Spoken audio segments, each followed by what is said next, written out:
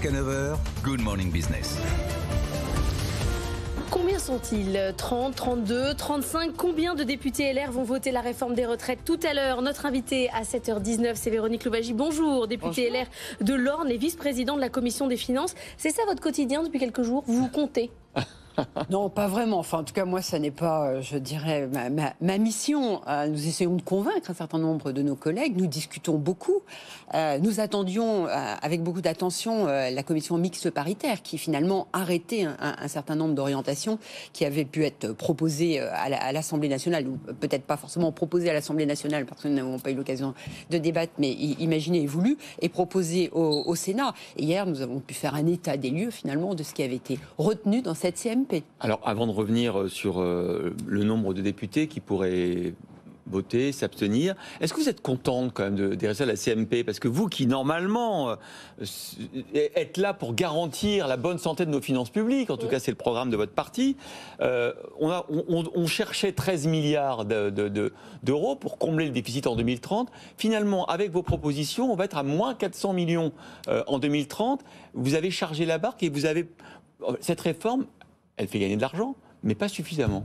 Je crois que 400 millions comparé aux 13 milliards, c'est peu. Et les hypothèses qui ont été bâties à la fois à travers l'inflation, le taux de croissance, la natalité, l'immigration, nous savons très bien que ces hypothèses, il y aura des variations par rapport à ce qui a été retenu. Et 400 millions par rapport aux 13 milliards, je crois que ça n'est pas beaucoup. Ce que nous souhaitions, nous, du côté des Républicains, c'était que cette réforme, qui est impopulaire, soit aussi redistributive, qu'elle corrige un certain nombre d'inégalités, d'injustices. Et je pense par exemple aux femmes qui vont avoir maintenant leur congé maternité, qui vont être valorisés dans des trimestres. Je pense également aux femmes ou aux hommes qui prennent des congés parentaux, où les trimestres de ces congés parentaux n'étaient pas validés.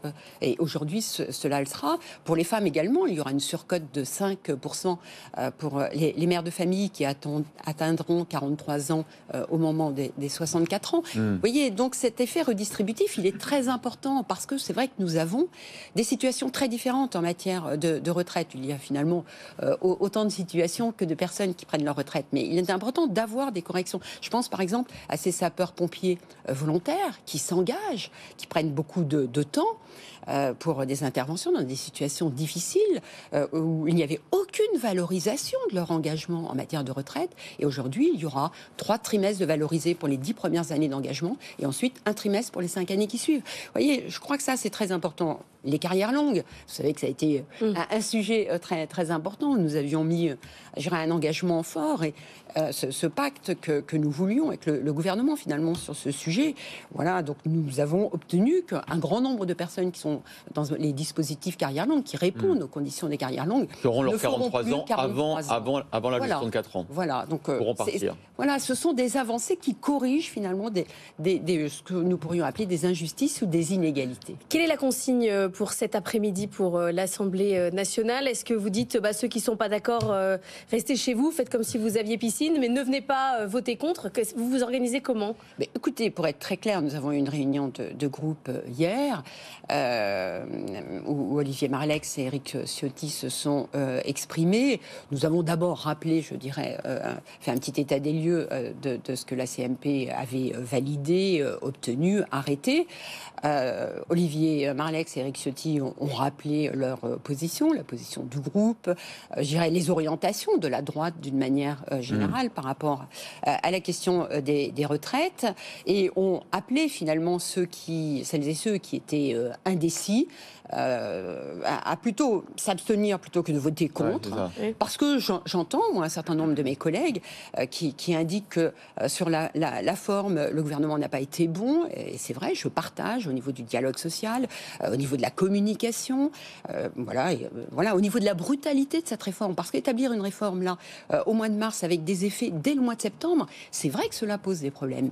Voilà, mais en revanche il y a le fond, cet objectif aussi de faire en sorte sorte que finalement les richesses de notre pays, nous avons beaucoup de richesses dans notre pays, aujourd'hui nous en avons un certain nombre qui servent à payer la dette, alors que nous avons des tas d'engagements qui mériteraient d'être valorisés. Donc il faut apporter une réponse à cette situation budgétaire. Et donc ils ont appelé finalement à l'esprit de responsabilité et également aux personnes qui hésitaient à s'abstenir plutôt que de voter contre, ou celles et ceux qui étaient sur l'abstention à venir vers pour. Mais nous avons cette volonté, et notre esprit, c'est la liberté. Et je crois qu'à droite, nous sommes très attachés à la liberté et ils ont eu l'occasion de le rappeler par rapport au vote. Si le gouvernement ne parvient pas à faire voter la loi avec un vote, mais doit passer par le 49.3, donc si c'est le cas, ça sera à cause des LR. Est-ce que c'est l'explosion des LR? Si sur cette réforme, vos dissensions font que le projet n'est pas voté?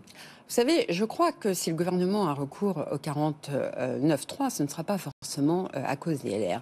Je rappelle simplement que si le gouvernement a retenu comme support législatif un texte financier, un PLFSS, c'est parce que dès le début, il imaginait et il envisageait d'avoir recours au 49.3. Puisque, vous le savez... C'est droit de tirage illimité. Voilà. Donc, il faut un petit peu, je dirais, remettre le contexte là où il doit être. Et s'il n'avait pas eu de doute sur l'issue du vote, il n'aurait pas utilisé un PLFSS. Il est 7h25, votre pari, ce soir, qu'est-ce qui se passe? Un vote ou 49.3? J'espère que le gouvernement aura recours au vote. Je pense que la démocratie aujourd'hui le mérite. C'est votre espérance, c'est votre pari?